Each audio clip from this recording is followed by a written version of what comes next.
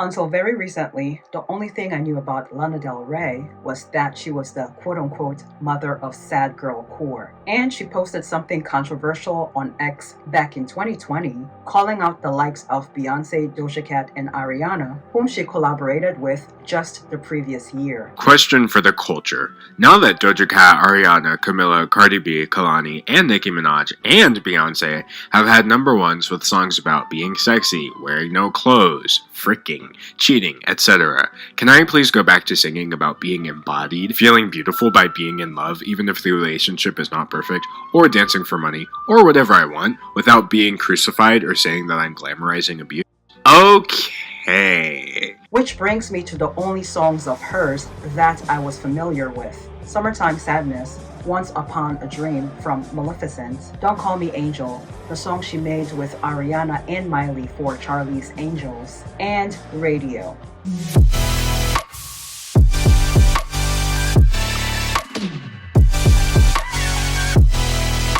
This is why I decided to take a stab at listening to one of her albums in its entirety, and not one that most newer pop music commentary channels seem to heavily discuss, like Born to Die. I'm sure it's a great album, Born to Die, that is. And I'll listen to it at some point, but today, it's going to be Ultraviolence, released in 2014. Again, this isn't necessarily going to be a track-by-track review, but more of a discussion of the era, what people were saying about Lana or her work, and are still saying, including Lana herself, if I can find interviews with her from back then.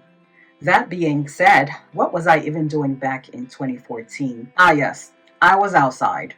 I worked for Disney at the time, so naturally, Let It Go from Frozen was stuck in my head, as the movie was released the year prior to a lot of positive reviews. Also, in 2014, my brother had just given me the best present ever. He bought me a used 2001 Saturn, fixed it up, and drove it down to Florida for me. So, I guess I missed the Tumblr era. Yeah, I didn't know what Tumblr was until very recently because I wasn't that online in 2014. My focus at the time was on making rent every month. But apparently Lana Del Rey, born Elizabeth Grant, influenced a lot of Tumblr trends, including but not limited to ones that romanticized toxic relationships. Which brings me to Ultraviolence. This album is appropriately titled as it portrayed various forms of violence and the A word, particularly against women. I am not sure how repeatedly saying that word will affect my video, so A word it is. I'll put the word on the screen this one time if you don't know what the A word is, but I'm assuming you do if you're chronically online. Physical violence is portrayed in the title track. Quote, he hit me and it felt like a kiss, end quote. Quote, he hurt me but it felt like true love, end quote. When you're brainwashed into thinking violence is a way of expressing love. Thus the juxtaposition of a dreamy, sun-dripped melody and dark lyrics.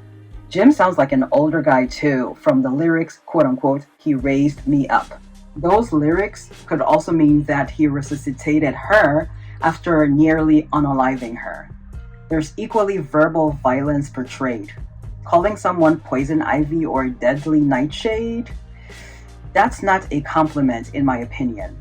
Then there's emotional violence in Shades of Cool, which I read as a double entendre. Cool as in impressive and stylish, but also cool as in emotionally unavailable. Too cool to show emotion.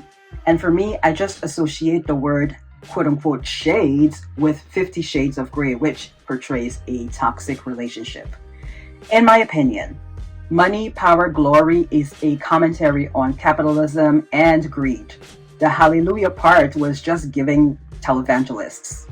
This song falls in the category of financial violence because of the lyrics, quote, I'm gonna take them for all that they got, end quote. West Coast, to me, initially sounded like a dig at Hollywood. You know, that whole thing where Hollywood is for actors and New York is for theater and music, and she's from New York. Upon listening to the song a couple more times, I realized from the chorus that perhaps I had gotten it wrong. Quote, I can see my baby swinging. His parliament's on fire and his hands are up on the balcony and I'm singing, ooh baby, I'm in love, end quote. Sounds like he's in the process of physically A-wording her, and much like in Ultraviolence, she thinks this is a way of expressing love and stands there singing how in love she is. The same older guy from the Shades of Cool video is equally featured in this video. And so West Coast really isn't about the West Coast itself necessarily, but about this specific guy who is from there. Another thing to note about the music video is that it's in black and white for nearly the entire duration of the song, until the end.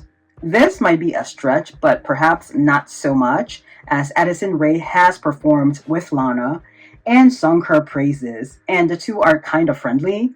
But I feel like Addison Rae's Diet Pepsi and high fashion music videos drew inspiration from this West Coast video. Okay, so it seems like it's common knowledge that Lana was one of Addison's inspirations for her debut album, and I'm just late to the party, but let's just roll with it.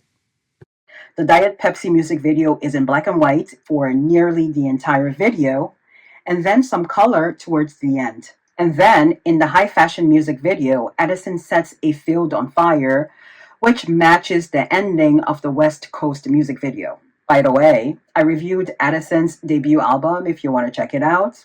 Link below. The beginning of Cruel World reminds me of the beginning of Rihanna's We All Want Love. That Bible and gun line, that's a read. Still relevant today. Sad Girl and the Other Woman. Everything has its pros and cons, I guess, including being a side chick. Not for me, though. May this kind of situation never find me. I'd rather be single than share a man with other women. These songs depict emotional unavailability as well.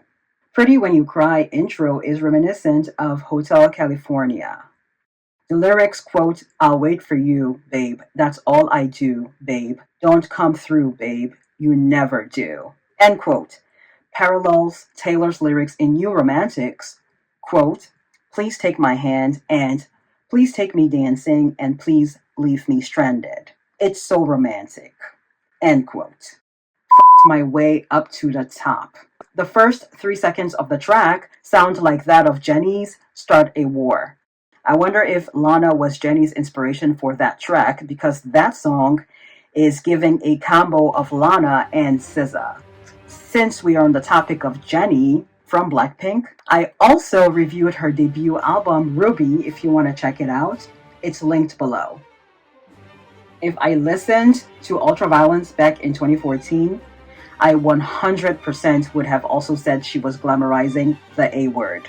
Listening to it 11 years later, the way I see it, what Lana is doing throughout the album isn't any different from what actors do, playing a role.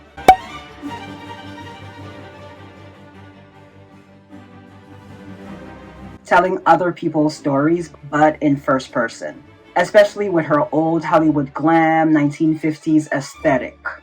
In fact, the entire album sounds like a movie soundtrack. Quentin Tarantino movies come to mind for some reason, perhaps because there's a lot of graphic violence depicted in his movies. There is nothing cheap about the production on this album.